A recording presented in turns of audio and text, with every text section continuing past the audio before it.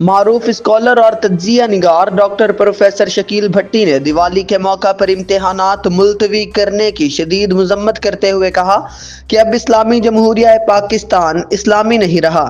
ہم ایک طرف انڈیا سے لڑ رہے ہیں اور دوسری طرف ہندوانہ رسموں کو سسٹم کا حصہ بنا رہے ہیں۔ ڈاکٹر صاحب نے کہا کہ Sindh board of technical education کی جرت کیسے ہوئی کہ وہ ہولی کی وجہ سے امتحانات ملتوی کر دیں۔